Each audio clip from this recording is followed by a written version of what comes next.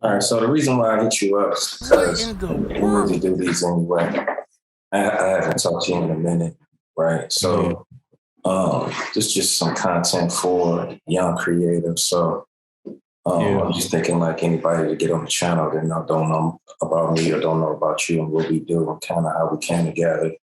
A little bit of the Yeah. stuff that you do, some stuff that you've been doing, kind of catching me up on that. Got you. Just real quick, just giving people some context on who you are. I'm kind of anti like titles and stuff, man.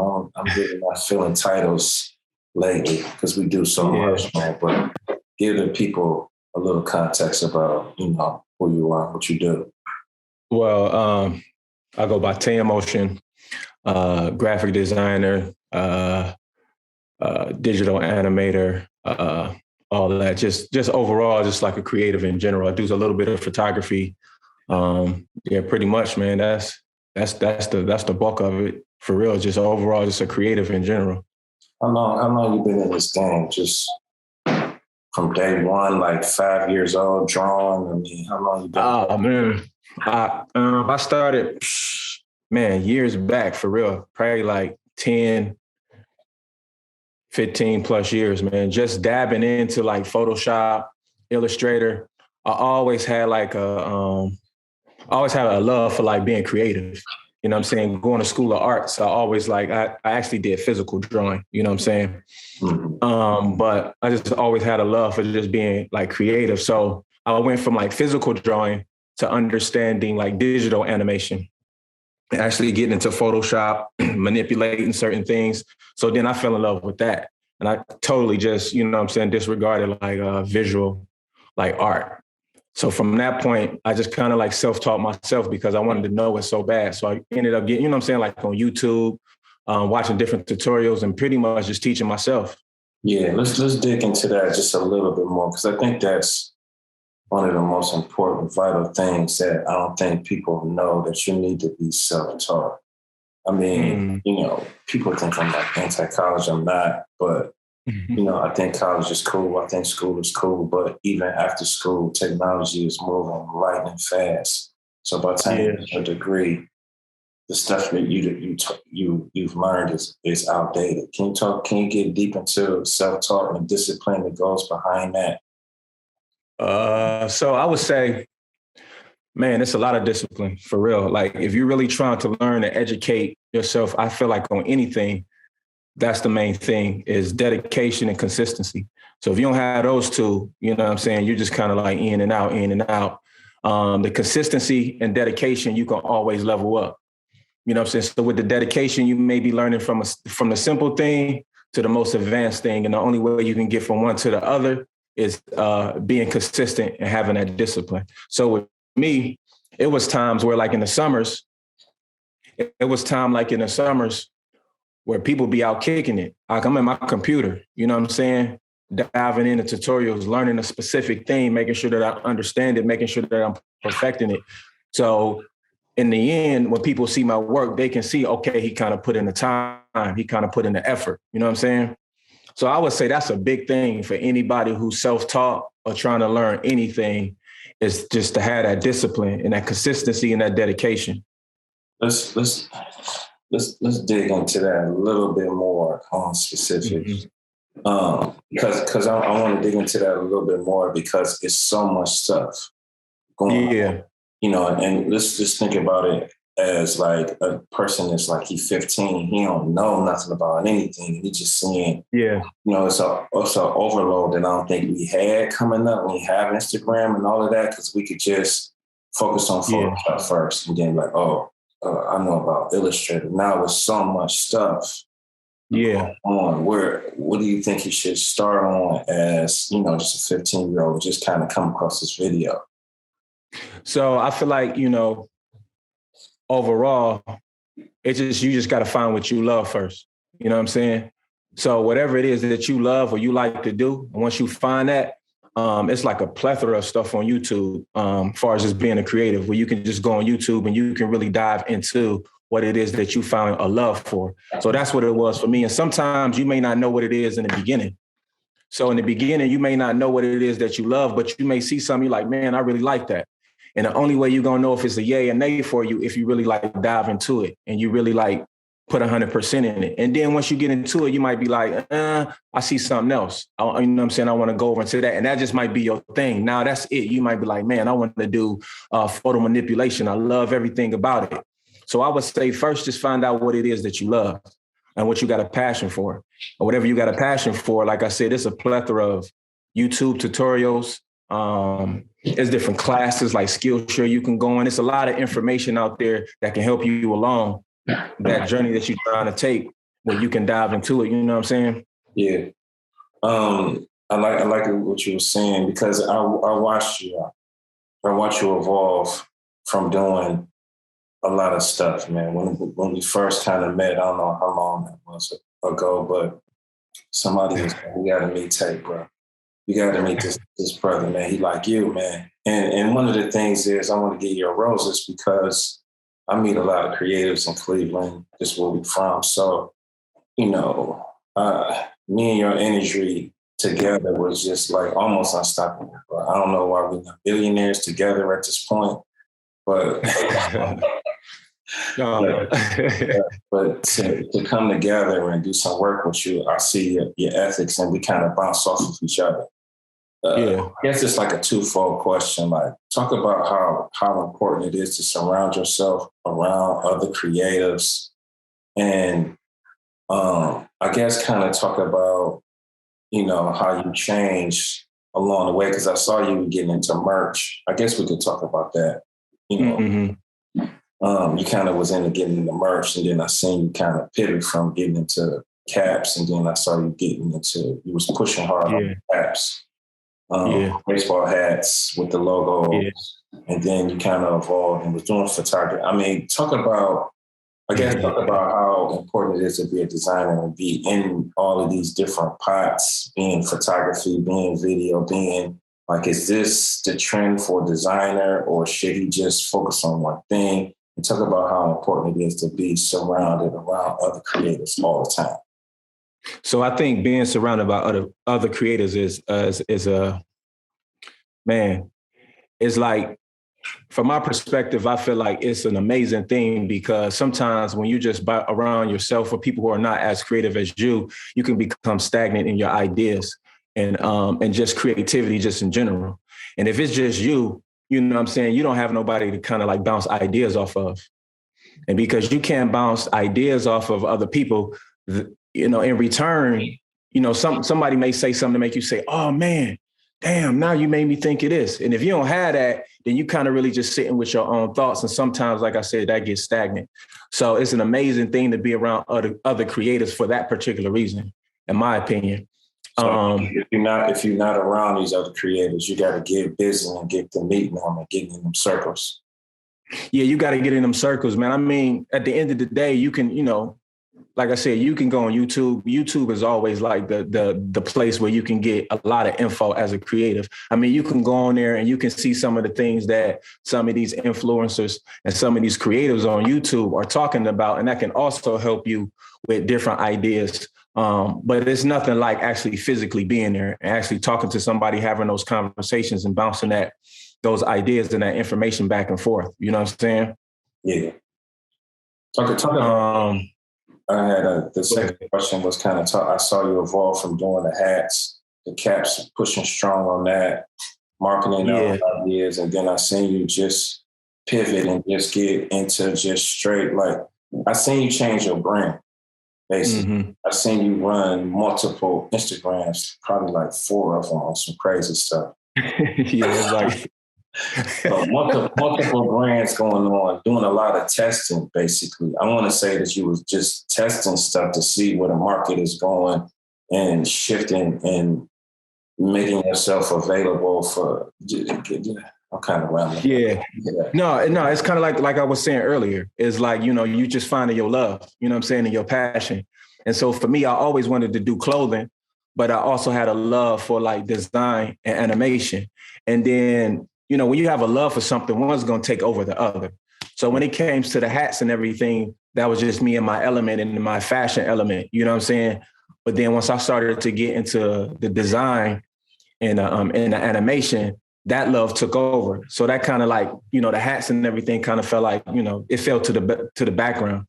And I started focusing more and creating the brand around my designs and my animation, because I was following a few guys on YouTube and I saw how they was making profit, you know what I'm saying? How they was making money from it. And I was like, okay, I gotta present my situation as like a real business. I gotta present it as like a real service. So I start focusing on that more.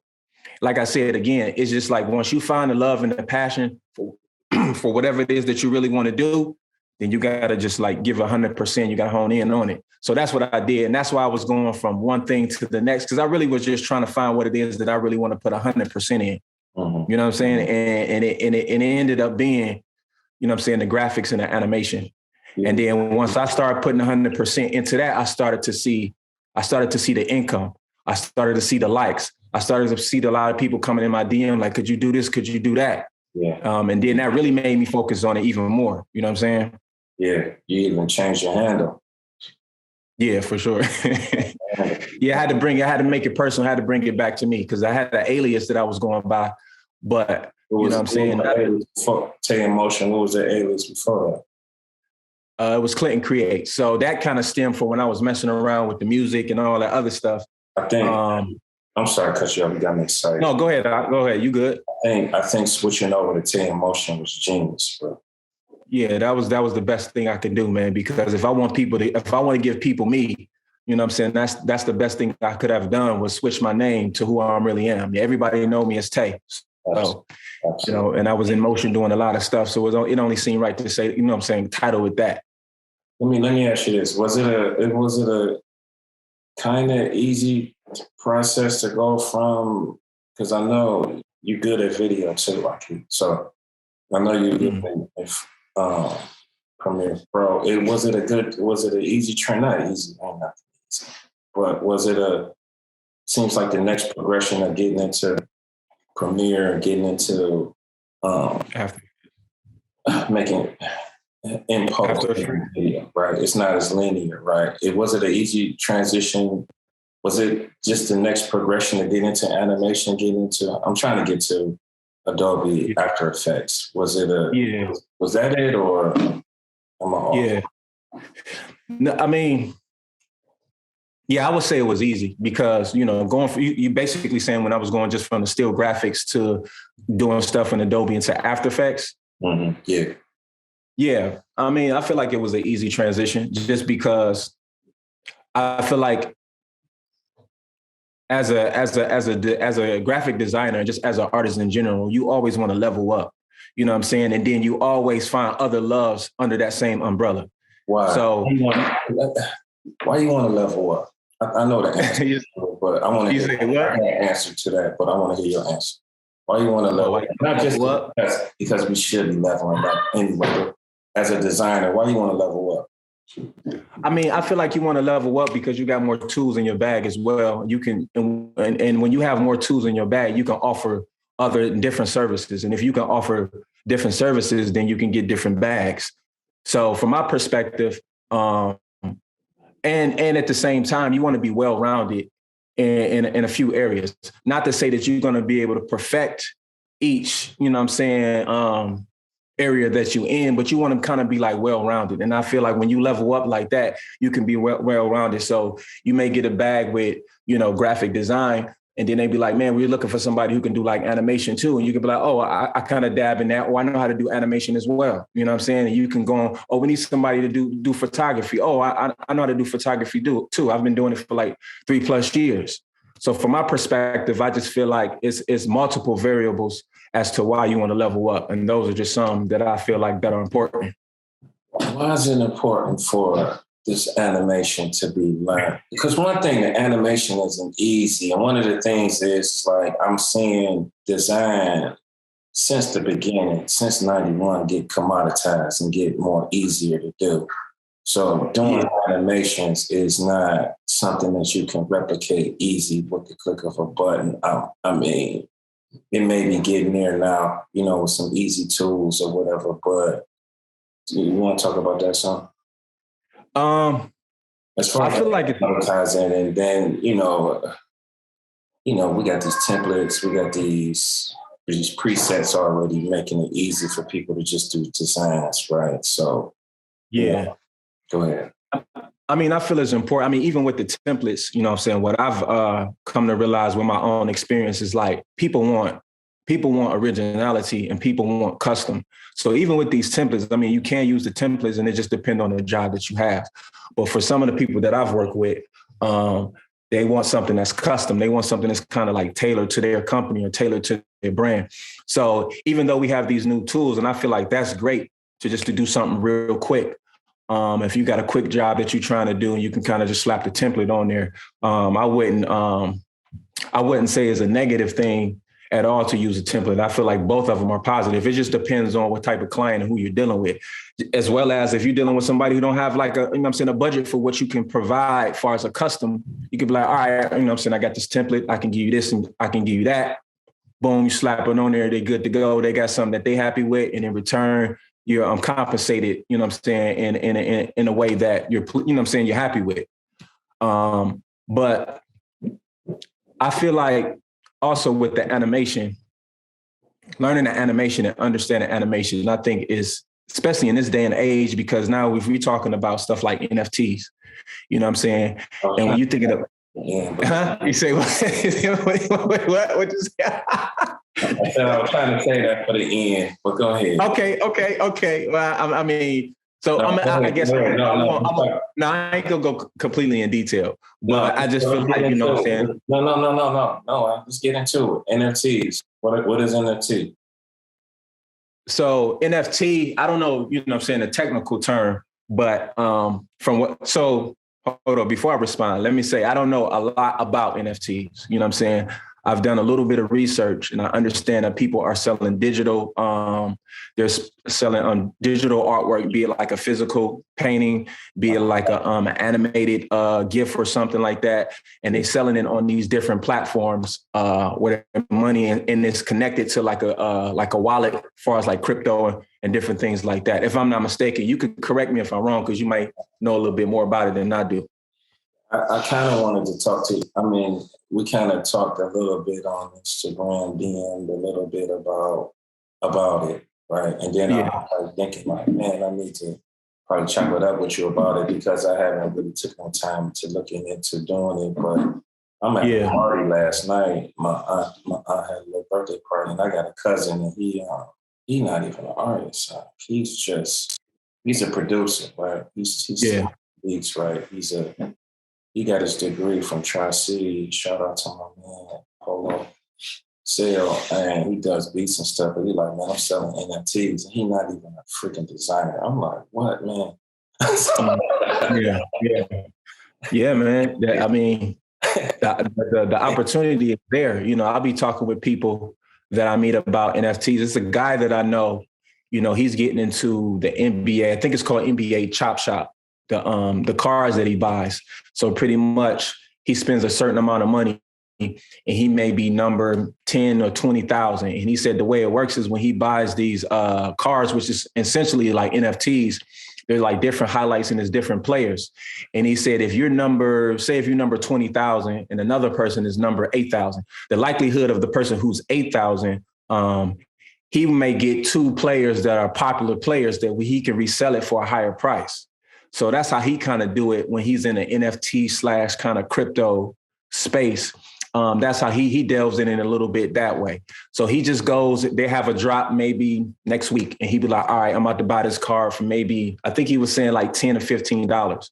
And then in that car, he has a popular player that maybe he can resell for like $200, $300, maybe even higher than that. We didn't go too much in detail, but pretty much that's how he flipping his money and how he investing in, grabbing the NFTs and crypto and everything. Yeah. Well, theoretically, you can make money off the sale, but you get royalties off of somebody else to selling it, which is crazy. So you got kids, I got kids. I'm buying notebooks and they drawing and they dope and stuff. They already creative. It's no way around. Parents, they need to learn this. You ain't got to be a designer. They're going to be doing this, man. My son is he's right like 2 feet in front of me playing Fortnite right now. And you can probably hear keyboards rattling, whatever. But stuff in Fortnite ain't free. Like a lot Yeah. of weapons and vests and characters got to be unlocked with dope cheats, bro. So Yeah. no, go ahead. But that's why, again, that's why I go back to saying that, having the understanding of when I was saying leveling up and being able to do different things, you can take your Photoshop or just still graphic design to animation. And like I said, you can be well-rounded. So you can get into video gaming or you can get into animated NFTs. Just like you got different areas you can play in when it comes to different stuff like that. Cause that's becoming like the thing now. If you want to get into like the metaverse with Facebook and all that other stuff, that's like the thing. What? And I think, What's the thing? Say it again.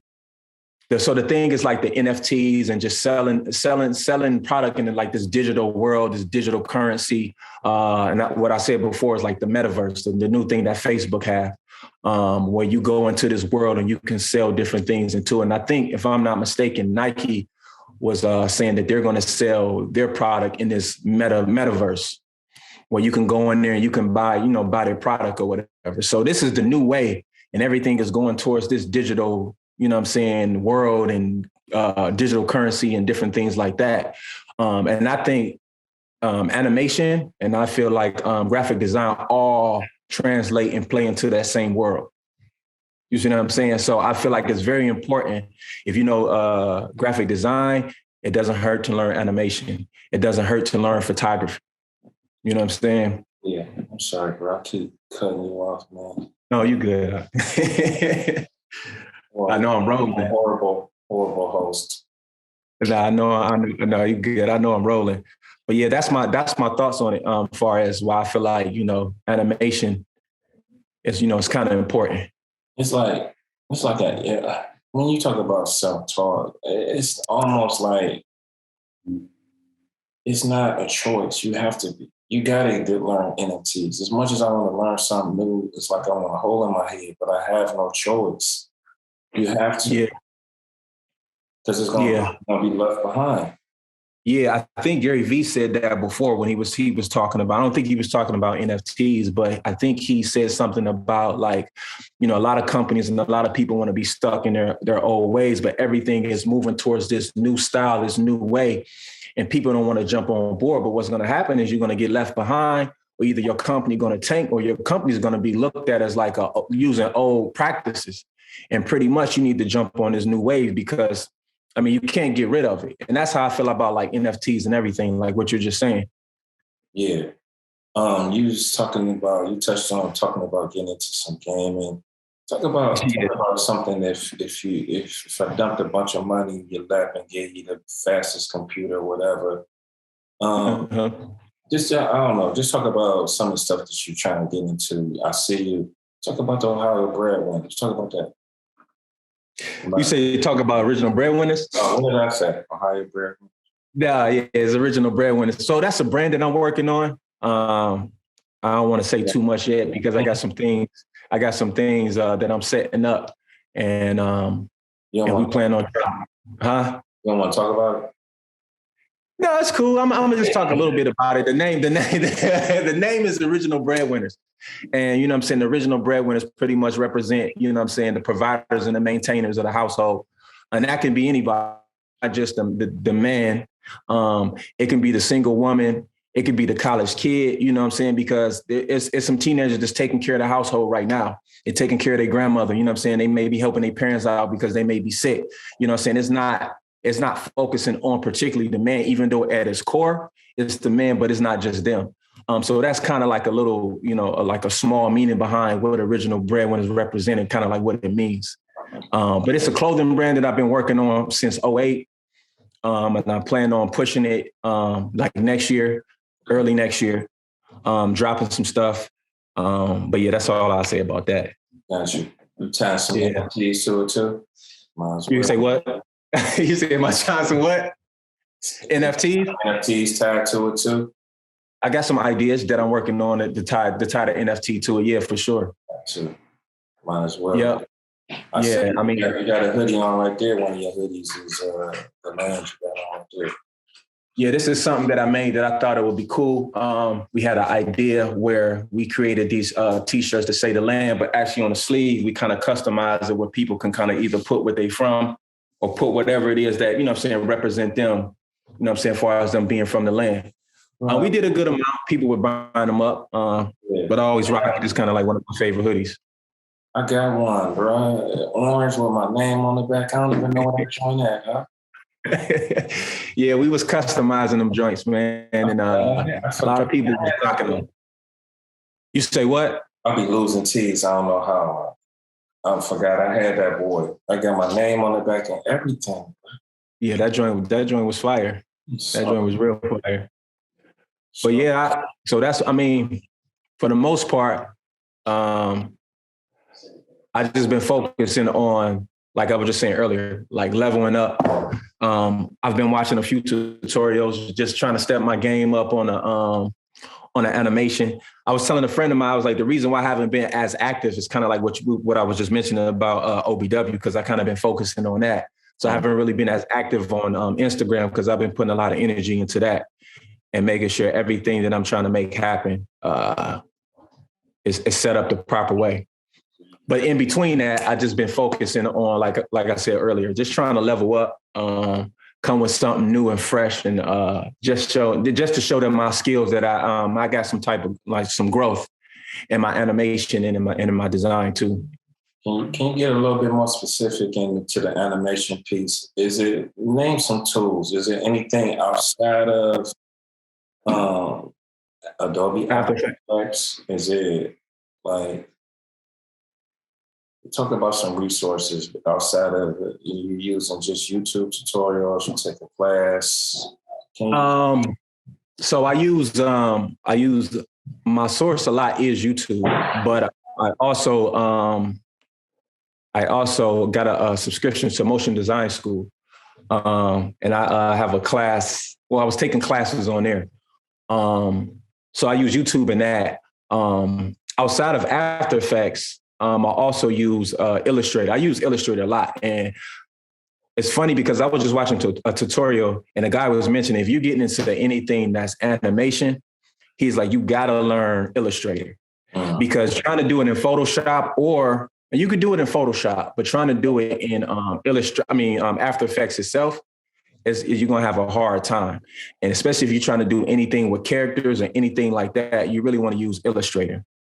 You looked into getting into any 3D stuff?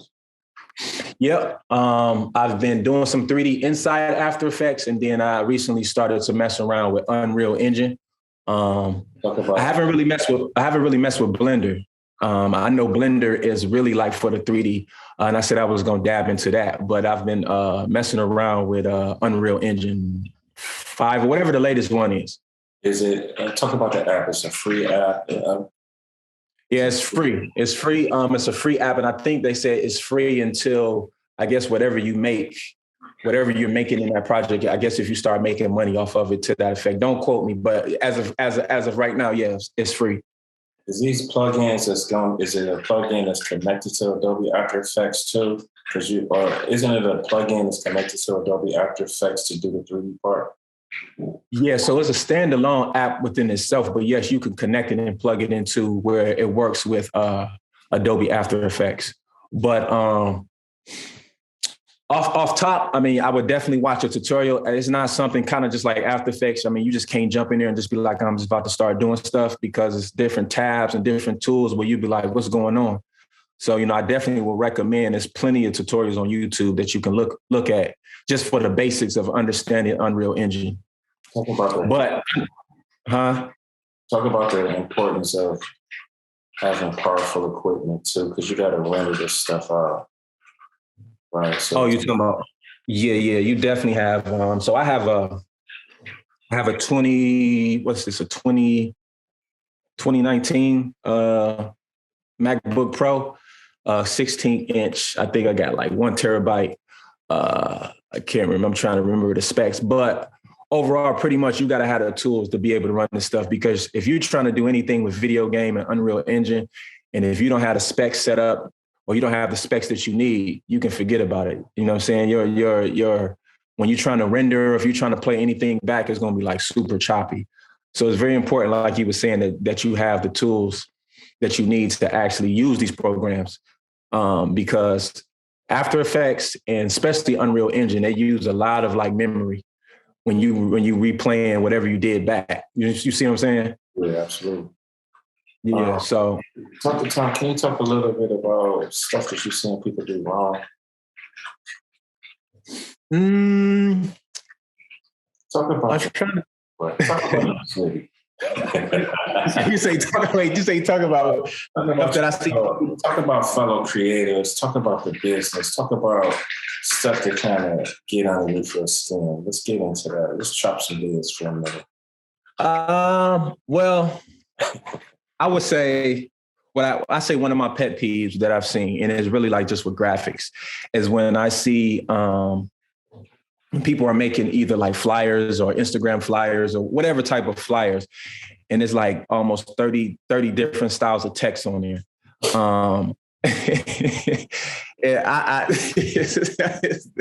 My thing is that, I mean, I feel like that's kind of like hold on. And what, they claiming to be designers? Yeah. I feel like that's just like design 101, man. You know, you at max maybe three different styles of text, not, 20, 30 different text. That one, sometimes the style of the text is completely different. So you may have like a Gothic text with, just a basic standard, what's the name of the text? I'm drawing a blank right now. But just a simple standard text. And it doesn't really mesh well together. And then you got 15 to 20 of those all over the flyer. It's not a good look. And it's a sign that, somebody claiming to be a designer. Like I said, I feel like this is like font or text 101 when it comes to like graphic design. At max, you're probably going to do 3 different text styles. I tell people to stop that too. I mean, yeah. People don't do their due diligence, bro. You can go to Google real quick and get tech. You can get Google font combinations, bro. And they'll give you a list of what 2 fonts go together and show you. That's crazy. I ain't even know that. I mean, people don't do their due diligence on color. Like I was telling people back in the day, you needed to know how to paint. Mm-hmm. What colors go together and what colors don't go together according to the color wheel, the opposite colors. You got triad colors. You got cool. Oh yeah. Yeah. You got that was something we learned. That was something we learned in art school. You know what I'm saying? Like you said, the triad wheel and the different colors and just the color theory. Like we learned that in art school. But it goes back to what I was saying. If you're trying to learn something, then you're going to be 100% in. You know what I'm saying? You're going to learn all that. It all takes time. And that's the thing. Everybody wants the immediate gratification of being able to produce something that they see another person doing. And they think it's just like everybody wants to just click a button and get the same results. But what you got to realize is those people put in time, either putting in time in school or just putting in time on their own, where they, like we were saying earlier, being disciplined, where they sit themselves down and say, hey, I'm going to learn this. I'm going to figure it out. I'm going to get into the meat and potatoes later, but I need to understand the basics of how I was able to reach that point, how I was able to get that look, how I was able to get that style. Like people don't want to understand how they get to that point. They just want to be able to click a button and get the results. Yeah. Which in some, like I said, which in some cases, depending on what you're doing, maybe you're just trying to do something real quick. You know what I'm saying? You're trying to put something together real quick and you want to speed up your workflow and you're like, okay, boom, I'm gonna use this template, or okay, I'm gonna just do this one click. And that's fine. But if you're really trying to produce something and consistently and constantly produce that same thing over and over and provide it as a service, you can't always just try to focus on trying to find a real one-click type of thing, because you're going to be dealing with different clients who have different ideas. I'm saying, and you won't be able to apply that to everybody's time. Talk about, I think this is vital for any young person coming in and tapping in with this, is how do you get those clients, bro? So how clients? So I'm gonna tell. I don't know if it's necessarily a secret, but I'm gonna just speak on how I felt I was able to get my clients. So what I would do once I felt like I was like ready and I felt like, okay, I got enough skills so I can do certain things and I can provide a service. So what I started doing is I started going on Instagram and I just started going to different people's pages. And I saw that their designs or their marketing approach was kind of like whack. So what I would do, I would just go take it, design something, post it on my page without even really telling them I was doing it, just add them and they'll see it. And they'd be like, man, this is fire. I love it. And then they'll DM me like, yo, I need you to do this. Could you do this? Could you do that? So I just kept doing that. So I started making a name for myself and I started reposting a lot of stuff that they will post about me. And then I just started getting a lot of clients and people starting to DM me. So that was my approach. So pretty much just taking a bad design, reworking it, making it look, you know, saying amazing or nice, or however you want to word it, posting it on Instagram. And now those people are DMing me and asking me, could I do other projects for them? Yes. So that was my approach to getting clients. And I mean, it started off local. And then I started doing stuff for people like, I've done stuff for Lincoln Electric. I've done stuff for my man, Official Gray in Atlanta. I recently done something for my homie Translee, even though it was just some animated text. I've done stuff for him. So I've been able to do stuff for like clients outside of Cleveland, actually. Yeah, that's fire, bro. That's gold. I mean, we can end this conversation on that right there. That was good. That's beautiful to do that. Because somebody came up to me and was like, well, actually, I'm you know, she's kind of working in the field, right? So she's got a 9 to 5. That's the problem, right? So from 9 to 5, she's doing something that's not related to design and what she wants to get into, right? We talked about discipline. That's that 5 o'clock. After I get off, I got to get into Adobe After Effects, bro. Yes. No, that's a wrap because you cramming like 1,000 things in one day. You cramming your personal, you cramming in your passion, and you cramming any other responsibilities that you have in that little bit of time that you have when you get off, because for sure you got to go the next day. So you're trying to cram all that in that one little, maybe 3 to 4 hours, 5 hours of all those things that you have to do. If it works, you know what I'm saying? So if you can. What should the play do? Should I downsize? Do I get a smaller spot? Do I get a downsize in my job to free me up so I can take a hit? I mean, what? So in my opinion, I would say, you know what I'm saying, what's more important to you? Is the job important to you? Is the lifestyle that you live in more important to you? Because some people keep jobs, man, because they can keep up a lifestyle. So you got to focus on what's more important to you. If you feel like you can really make a bag off what it is that you do and your talent that you have, then you got to sacrifice some things. So like you said, you got to downgrade, you know what I'm saying, your house, you downgrade the car, or whatever the case may be. So maybe you don't have to work that many hours. Maybe you only got to work 2 to 3 days. You can spend the rest of your days focusing on, because in my opinion, you got to look at it as a business. If it's something that you look as a hobby, then maybe that's a little bit different. But if you're looking at it as a business where you can take it to the next level and you can be your own boss, or you could be an entrepreneur, then you gotta think about these things, and you gotta think about it from a serious perspective. Like, man, this is what I want to run my business as a creative. So what do I have to do in order to get to that goal? And then you got to, you know what I'm saying, check some things off and decide like, okay, in order for me to live this way, maybe I got to downsize, like you were saying, or maybe, you know, I said, I got to do this X, Y, Z. Who knows? Everybody's situation is different, but you just got to come to the realization that, all right, if I'm really trying to run this business, then I got to think about some things. You know what I'm saying? Those things that's preventing you from being 100% and focusing on whatever it is that you're trying to do as far as a creative. So that's my take on it. The thing was what I seen her about to do or was contemplating on doing is just going back to school. Because she hit me up and talking about UX, UI, right? So she wants to get into this UI, UX stuff. And the UI, UX stuff is paying a lot of dough.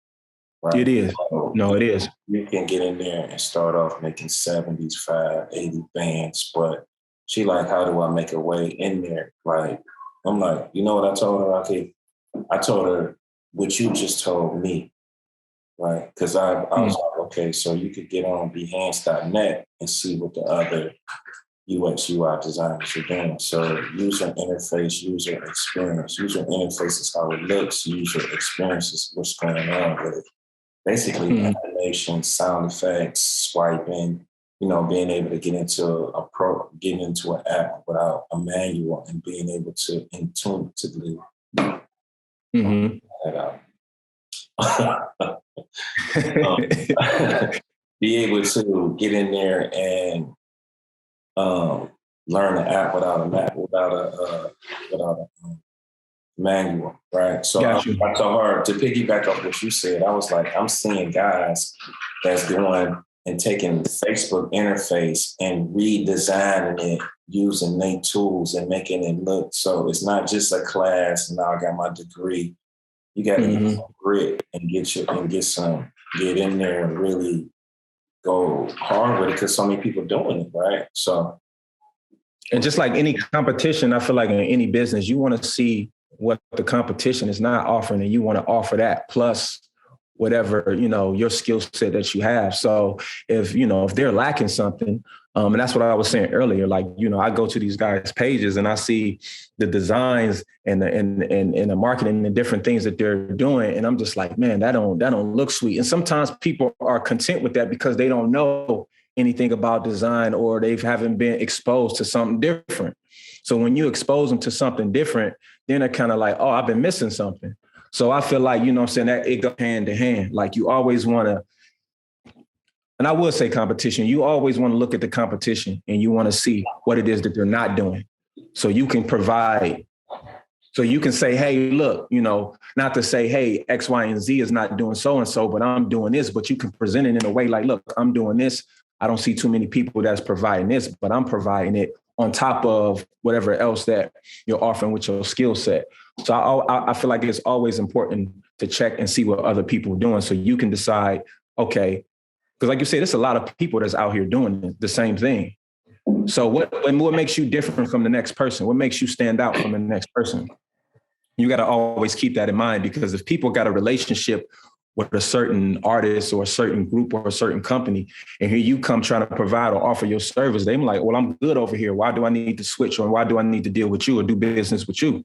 So what you're going to tell them and what you're going to provide for them? Well, look, I can provide this for you. I don't know if they do, but this is what I provide, even though in your mind, they don't provide that. But you like, I don't know what they provide, but this is what I can provide. You see what I'm saying?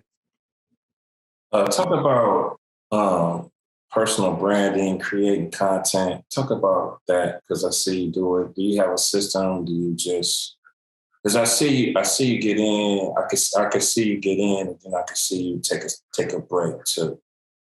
So I see you got some type of balance on what you're doing. I see you go hard, then I see you go dormant for a minute, then I see you come back in. Can you talk about that?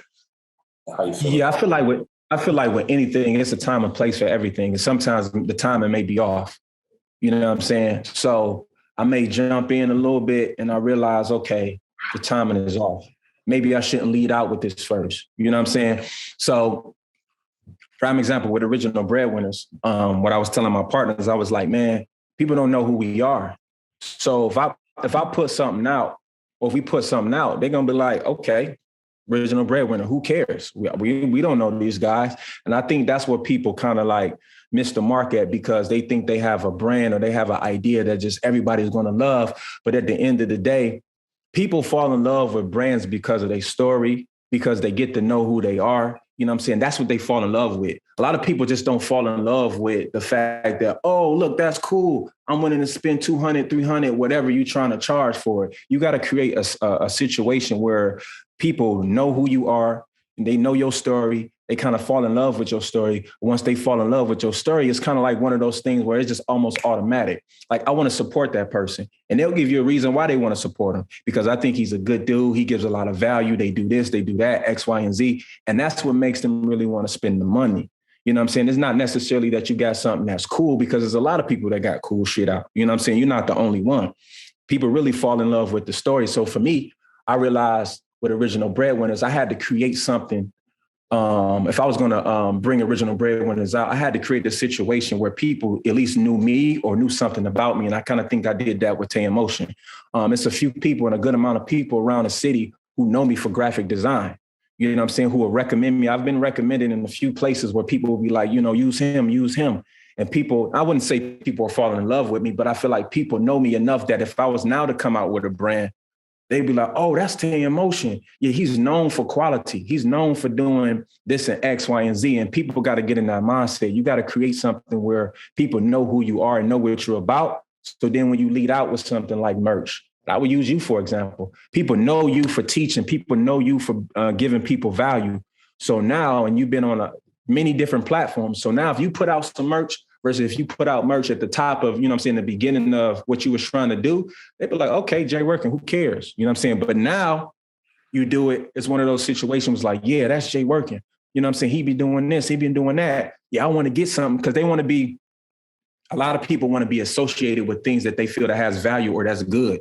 Yeah. And the way that they do that is by buying merch, going to, saying talks or concerts or whatever it is. They feel like somehow they connected with that person that they see that's bringing value or that they feel like they didn't fell in love with. You know what I'm saying? Yeah. You talk about how important it is I know we was talking about studying graphic design, studying, the principles and discipline as far as text and color and layout and all that stuff, and getting into the animations and keeping your eyes forward towards the future of NFTs and the cryptocurrency and the currency in this digital space and all of this stuff. Can you talk about how important it is as far as like the marketing, business, and sales?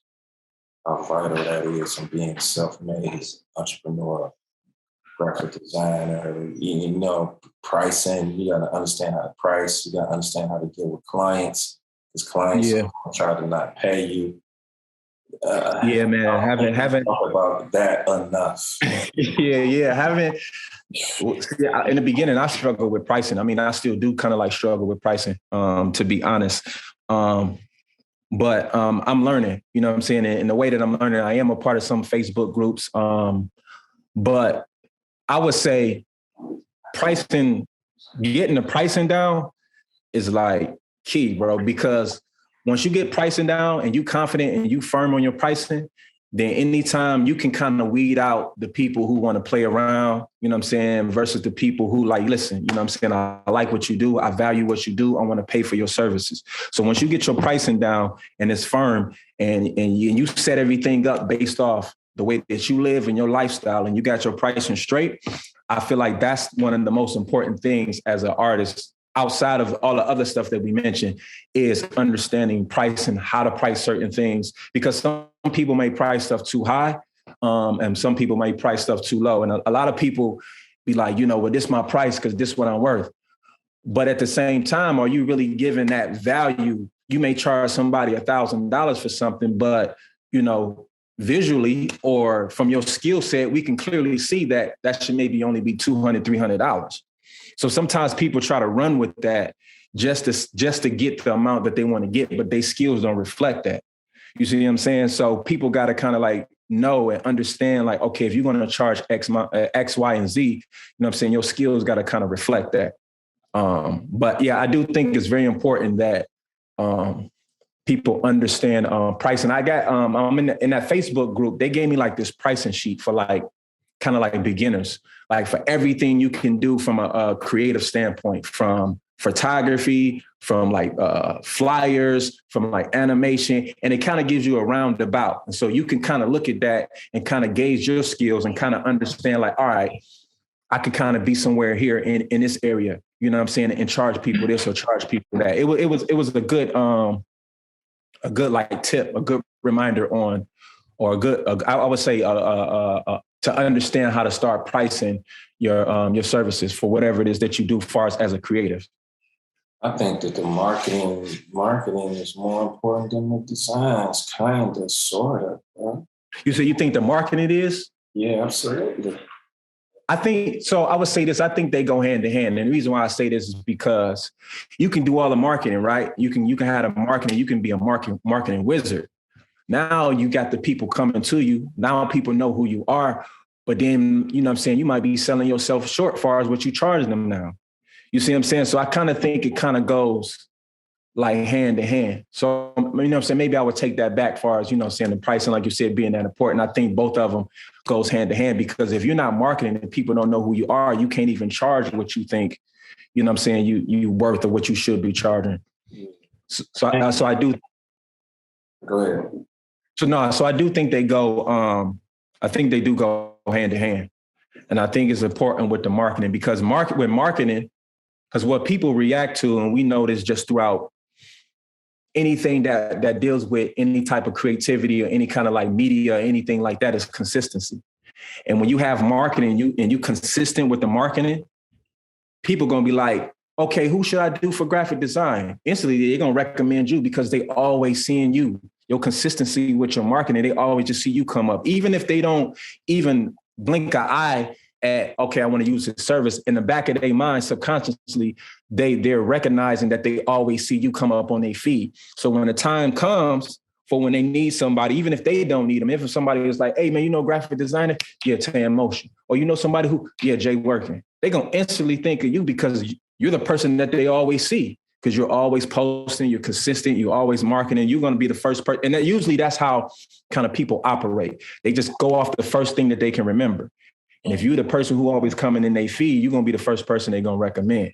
So I think the marketing and the consistency, and like I said, and the pricing, that all goes hand in hand. That's just my take on it. Yeah. Do you come across creative dudes, man, that just scared to put their content out, scared to show their talents? You come across dudes that don't follow up with you, like want to mentor? You come across any of these type of situations? As of lately, no, I can't say I have. I think early on, it was a situation where, you know, as creatives collectively, we were supposed to come together and do some stuff, but I assume it was just a miscommunication. But no, not as of lately. No, it's kind of hard. It's kind of hard, and maybe I'm not in the right spaces. You know, maybe I can admit to that. But I feel like it's kind of hard connecting with creatives and coming together as creatives and doing projects together. Let's get into that. Why? I mean, a lot of times we like to say, I guess a lot of times I like to put it on the city and say that's just Cleveland, but maybe it's not. I don't know. I just know when you go into places. You know what it is? What I think it is because our backgrounds is too similar together. We need to come together, and not just creatives come together, but a creative and more of a business person come together. And y'all both know each other's role, because coming together, we don't know how to really build a good strategy, right? Because I sat with people that's more on the strategic side and can map it out more than I can. I'm like, damn, this is crazy. Like, I got sheets on the board, like big, huge post-it notes on strategy and how to build capacity and just strategy building on the business side. But I think that's what it is. Unless I can see that. Unless it's two creatives coming together with a business person on the top, because we on the creative side. So we trying to put all, I think one of the things is like we become the bottleneck in our situation because we're the only one doing it. We don't talk enough, right, to even line up, right? So I'm leaning more towards why I'm saying marketing and business, because I know that's what's lacking in sales to convert, like you said, or how breadwinners and designs is dope, but to really get a tribe around it, to really understand how to get traffic in and convert these sales, and how do we grow, how do we project, you know what I'm saying? I think that's part of what's really missing, because that's what I always hated, man. I just got my degree, and then I'm just out here. I don't know nothing about taxes. I don't know nothing about royalties. I don't know nothing about getting attention on work and licensing. Bro, when you do a logo, it's almost like NFTs. You're not doing a buyout on the logo. The logo is based off of either a buyout that's going to be a big amount, or they're licensing that logo. You still own that joint. It's not like the Nike logo. The lady sold the Nike logo. Yeah. $300. The Nike logo is worth billions, bro. Yeah. So you would say she probably didn't know what was going on, right? Absolutely. Yeah. I feel like that's a huge element that's missing. The business aspect of it. And I feel like in all things, I wouldn't say all things, but in a lot of things dealing with creativity, I feel like the business aspect is kind of removed from it, because so many people are focusing on the creative side of it, getting the love, depreciation and feeling like people just maybe just, out the kindness of their heart, would pay them because of their, their creativity. But at the end of the day, especially in this time, in this day and age, it definitely is a business. And not understanding that aspect of it, like you said, I think that is missing from that whole aspect. Yeah. I can't think of the name of this book, but it kind of talked about the franchise model, right? It's the E-Myth book, right? So the E-Myth is entrepreneur myth, right? Mm-hmm. And it talks about looking at your business from the top instead of being in it, because sometimes when you're in it, you can't see it from the top down, right? And making your business model a model that can be replicated as like almost a franchise. And he talks about Ray Kroc.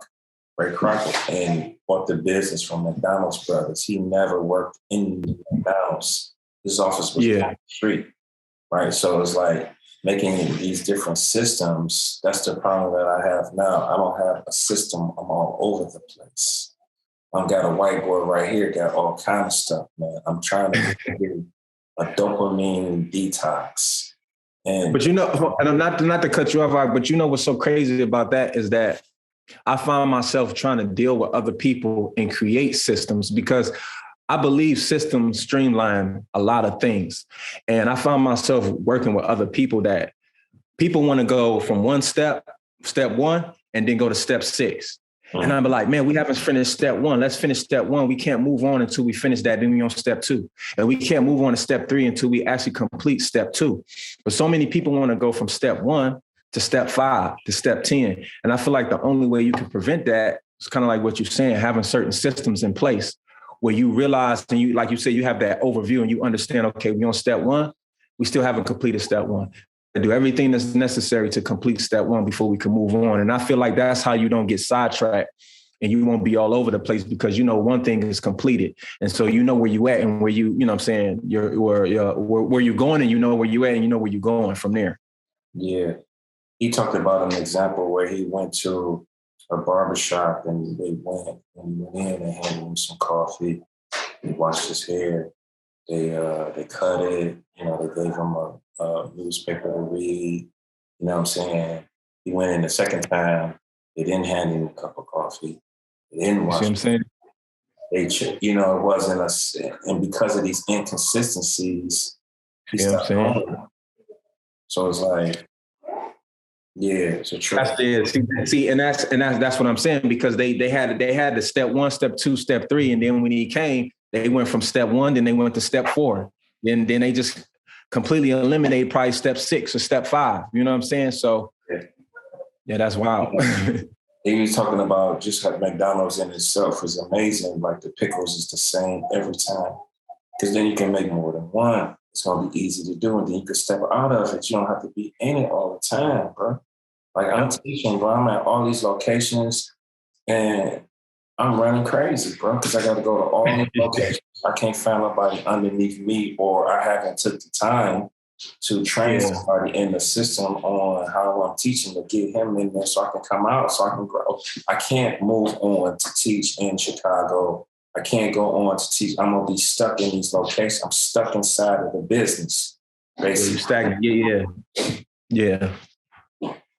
And I don't think a lot of people think about it from that aspect, because if you do start to grow and you do start to get to a certain level, these are the things you got to think about, because you don't want to be in that position all the time. You don't want to always be the creative than the only creative. You know what I'm saying? Like you said, you want to create those systems where you can give people the blueprints, they can apply the blueprint, and they can give that blueprint to whoever else, and they can apply the same thing, and it's going to always be the same. You know what I'm saying? And you can go off and grow and do more. Whoever can go off and grow and do more and advance their situation, and advance their career, whatever it is that they're trying to do. Yeah, we kind of coming up on the hour moment, bro. I want to hit a deep level real quick. Then we can land this plane. I don't want to hold you up too long. Why you laughing? Because I'm a silly dude. So can you talk about really the mindset? Talk about your mindset and how you feel about like what's success for you. Is it just Um, talk about that. Is it a thought test because you don't? Go ahead. So financial, I mean, so success to me, you said success, right? Yeah. So to me, as cliche as it sounds, is financial freedom. And I say that only because, you know, when financially you stable, I feel like you can think better. I feel like you move better. You know what I'm saying? I feel you more vibrant. You know what I'm saying? When you're weighed down, like you said, by a job, when you're stressed out about financial situations and different things like that, I feel like it hinders sometimes your creativity. It hinders a lot of things. So when you can put yourself, so success to me is being able to have that financial freedom where, again, you can travel, you know what I'm saying? You can go to different places, experience different experiences and get some creative insight from traveling and doing different things because you're not tied down to a particular situation, you know, but you also not worried about financially different things back at home or whatever. And you just have in my opinion, you have a clear head and you have a clear mindset as a creative. I feel like that's the best thing you can have when you're trying to do and build and be a creative and come up with ideas and different things like that. I feel like most people, kind of like you mentioned, a young lady, most people are bogged down by that job or by school. You know what I'm saying? They have all these things and then they come home and they have to deal with the personal things that they have to deal with at home as well. I feel like all these things hinder you from being a creative. And I feel like it also hinders you from being like successful in so many areas because you have to put so much focus on other things versus the things that can really make you successful and kind of get you out there. Some strategies on getting financial freedom. Give me some strategies on doing that. Working on that. Mm-hmm. We in a capitalistic, very capitalistic environment. So there's all of this stuff really is tied to how we, how fancy we are, fancy cars, clothes. Yeah. I mean, there it is. I mean, a good friend of mine, his name is Good, man. And I met him a while ago, maybe like 5-6 years ago. But as of recently, I came in contact with him again because we kind of fell out of contact. And I got in contact with him maybe like 3 years ago. And he kind of put some things in perspective to me as far as like to have that financial freedom and the sacrifices. So there's a lot of stuff that I know him personally that he sacrificed, you know what I'm saying, from his car, you know what I'm saying, from his house, from just a lot of everyday things that we as consumers, we consume. You know what I'm saying? He downsized. Huh? He downsized. Oh, he downsized in a major way. He focused on a lot of things that pertains to his business. So it's more so like, if I get a bag, I'm investing back into that business. I'm not going to go buy this. I'm not going to go buy that. I'm going to invest back into that business. So when you invest back into that business, be it better equipment so you can upgrade your quality of work, I'm saying, be it whatever, you know what I'm saying? That probably would be the main thing, especially as a creative. Because like you were saying, technology changed like that. You can blink your eye and they got something new out there that you just bought last year that does something better.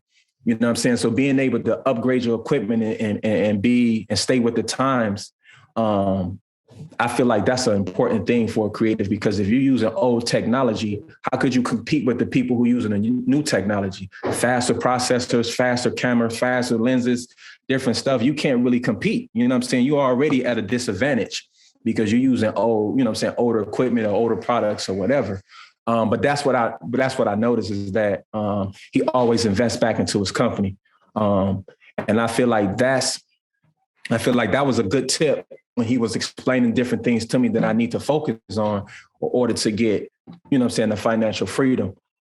Because again, it's easy for us to be like, man, let me go buy this. Let me go get this. Let me go look this way. Let me do this. And before you know it, you look up, you kind of like, man, I spent all this money. I could have spent this money on something like with my business. I could have spent this money on something that's a little bit more important. So I think those are little tidbits that can kind of get you on a path and a journey of financial freedom. But like I was saying earlier, it's the same thing. You got to have discipline. You got to have discipline. You got to be consistent in it. You know what I'm saying? All these things still tie into that financial freedom. And sometimes it's difficult for some people. So it goes back again to what you were saying. You want to surround yourself with those type of people that's already doing that, creatives that's already then got to the bag, that's been disciplined, and they're able to get financial freedom and took that journey. You want to surround yourself with those people, especially if you're a person where it's difficult for you to do these things. And when you're around those people, a lot of times their actions and what they do tend to rub off on you. You know what I'm saying? But if you're around people who are lazy or not motivated or anything like that, or you're the only one that's motivated, you know what I'm saying? It's over with. So I feel like that's my advice on that, as far as like, you know, any tips on how to reach financial freedom. Because I'm still trying to figure it out. So it's not like I have, you know what I'm saying, all the answers or even the answer, but I feel like these are some of the things that work for me. And just from a partner of mine, the information he gave me kind of helped me out. Yeah, so anything else? Did I miss anything else? No, you ain't miss anything else. I think that's it. Yeah, I think that's it, man. This was long overdue. This was long overdue. I know, bro. I know. I was like, what? Oh, let's get it. You hit me up again. You was like, "Are we still good for sure?" I've been up since 7 o'clock, 8 o'clock, waiting to do this joint. Oh, what you been working on? Like, what days Sundays is you kind of do your tutorials and stuff? You just doing them all the time? Yeah. So today I've been earlier I was working some more on the OBW stuff, but like we was talking about NFTs and different things like that. I've been looking at a few some tutorials on YouTube about some of the stuff that I'm trying to do with the NFTs. How important we kind of talked about the circle and how important that is. I think that's like the theme of it. You gotta connect with somebody who's heavy into the crypto, that's crushing it, bro. It's almost like it's got to be part of the thing. It's like you need a business person, and you probably need a person that's heavy into this cryptocurrency stuff, man. Basically, yeah, you do. You definitely do. I have a cousin. So my partner, he's into it, but my cousin, he's like into it. When I say he's into it, like he done made some, you know what I'm saying, some money off of it. He know the ins and outs. He uses the charts and everything. You know, it was kind of like a foreign language when he was explaining it to us. But again, it's that discipline. If it's something that you really want to learn and you're really trying to get in that space, you got to be able to sit yourself down and be like, all right, I'm gonna figure it out. Ask questions. I don't get it. Ask questions again. I still don't get it. Ask questions again. I think I got it. Ask questions again. I got it. You know what I'm saying? That's just like the process. Again, people think it's just like, oh, show me this. And they're gonna run off and make millions or whatever. It's just like, it ain't like that for everybody. You know what I'm saying? And some people don't have the patience and the discipline to sit down and sit with it. Like his brother was telling me, he's like, man, I couldn't sit down. He's like, it was too complicated for me. And I was like, and then it's not for you. You know what I'm saying? It take days, man. All right, my kid's getting loud. It's all right, Doc. It's all right, Doc. I appreciate you. On Instagram, Taeinmotion, mainly Instagram. I am on LinkedIn as Taeinmotion as well, but I haven't really been on LinkedIn as much. I mainly be on Instagram. I feel like that's where I get the most traffic from, is on Instagram. So like I said, you can find me on Instagram at Taeinmotion. You can also find me on LinkedIn at Taeinmotion. Those are the two platforms that I use the most. I'm on Twitter as Taeinmotion as well, but again, I'm not on there as much. Gotcha. So if you need to interact with me or if you want to DM me, the best place would be is Taeinmotion on Instagram.